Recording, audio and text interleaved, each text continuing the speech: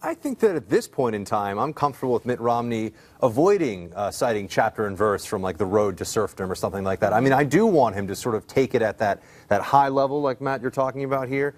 Economic populism. Things are expensive. Things are not going well. As much as it's nice to hear him make the sort of broad stroke economic arguments about free markets and, you know, the need for capital to be free flowing without, all that's great. He's been doing that for a while, but right now, if he's really just trying to close that gap and win on election day, I think he's probably going to have to keep it at that milk is expensive, bread is expensive. I want jobs. I want small job growth to be improving here. So I'm comfortable with that. I think that's probably the way he should go and is going to go. I think that's right, but that Mitt Romney does need to say to his base supporters, and maybe some swings and independents, that President Obama just doesn't get it.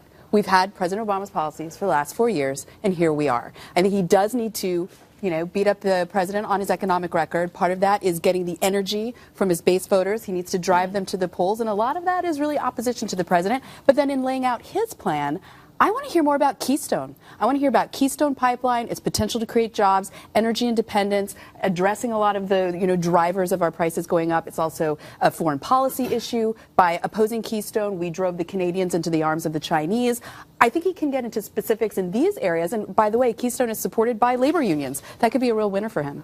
So your question for us is how things will get better. What is your idea, Mitt Romney? How are you going to make things better? That's what your question for us is? Yeah, I mean, in the face of these bad stats, right, which are sort of bipartisan, just objective, here's where the economy is going. Okay. It's hard to promise things are going to get better. It's doubly hard to promise things are going to get better because of me when you're not telling us how.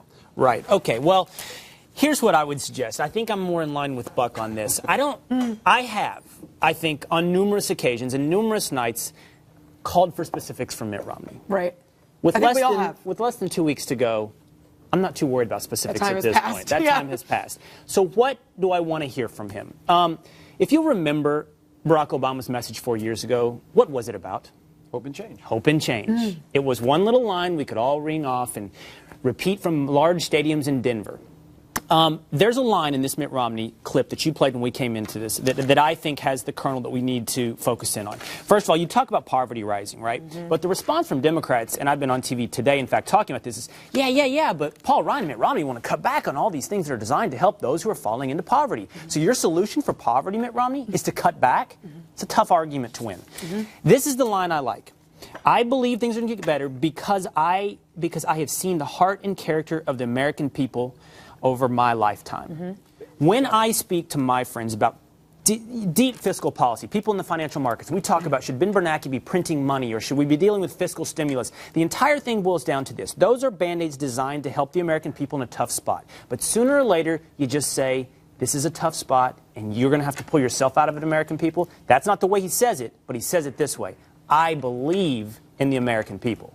I think also he needs to, and you just sort of raised this issue, he needs to inject a message of compassion.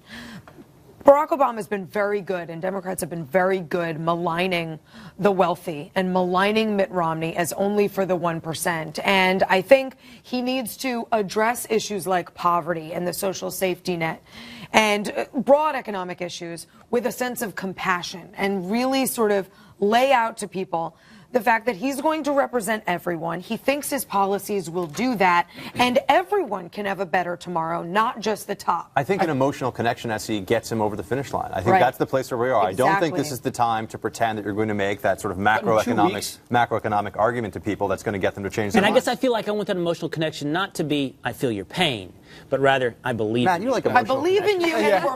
You're an emotional I don't think in 2 weeks guy. I'm an emotional guy, but I can't believe in 2 weeks that even Romney can connect with me. I don't see how he can come out and do that. I think he needs a bit of compassion. I agree with you, SC, but I think he needs some tough love at the same time.